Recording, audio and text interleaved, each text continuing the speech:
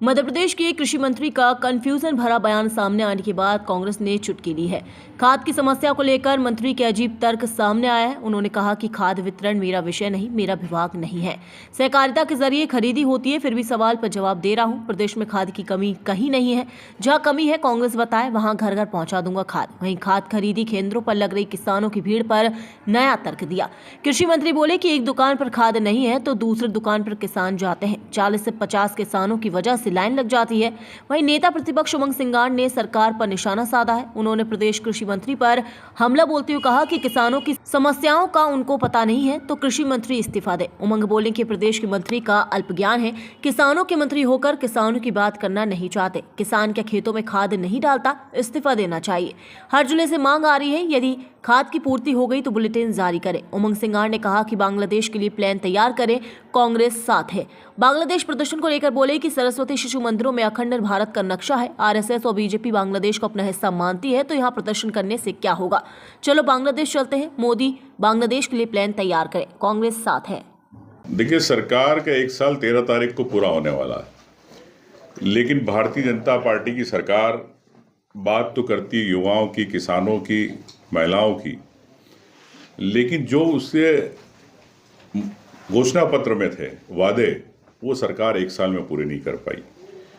आज किसान एमएसपी को लेकर परेशान है। इन्होंने ही बात करी थी गेहूं खरीदी की, इन्होंने ही बात करी थी धान खरीदी की। महिलाओं को 3,000 का इन्होंने सपने दिखाया था, लेकिन वो सपने आज भी अधूरे। युवाओं की नौकरी की बात करी थी, 2 लाख लोगों की नौकरी की, आज भी वो नहीं है। तो मैं समझता हूं कि भारतीय जनता पार्टी अपने वादों पर 1 साल में जनता के भरोसे खरी नहीं उतर पाई। तो ये आत्ममंथन का दौर है और शुरुआत विजयपुर से हो चुकी है भारतीय जनता पार्टी की उल्टी गिनती की। और मुख्यमंत्री जी इस प्रकार से मौन रहते हैं, मोहन यादव है, तो मैं समझता हूं कि प्रदेश की जनता ने कहीं ना कहीं उनको नकारने के लिए तैयार बैठी है। देखिए, खींचतान आपको कल दिखी, लेकिन जिस दिन मुख्यमंत्री मोहन यादव बने उसी दिन से उठापटक चालू हो गई थी। जो मुख्यमंत्री के दावेदार थे वो सब कहीं ना कहीं असंतुष्ट है। और मोहन यादव जी इस प्रकार से उज्जैन के अंदर पैसा ले जा रहे हैं, प्रदेश की जनता की बात करना नहीं चाहते। कैलाश जी परेशान है कि उनका मास्टर प्लान नहीं हो पा रहा। इंदौर की जनता परेशान है कि मास्टर प्लान उनका अभी तक स्वीकृत नहीं हो। तो ये तो इंदौर की जनता के साथ भी एक खिलवाड़ है कि इंदौर को एक दिल्ली का प्रदूषण सरीखा शहर बनाने में लगे। तो सबसे पहले मुख्यमंत्री जी से मैं यही कहूँगा कि मास्टर प्लान तत्काल हो, ना कि पीछे से परमिशन देने का जो खेल चल रहा है। ज़मीनों पे कई लाखों करोड़ों रुपए हेर फेर किए जा रहे हैं, उसको रोका जाए। मुख्यमंत्री जी इस पे कितना संज्ञान लेते। अब चूंकि गृह जिला भी उन्होंने बना ही लिया अपना प्रभार जिला, तो प्रभारी अब जिले के हैं, तो इस पे संज्ञान लें।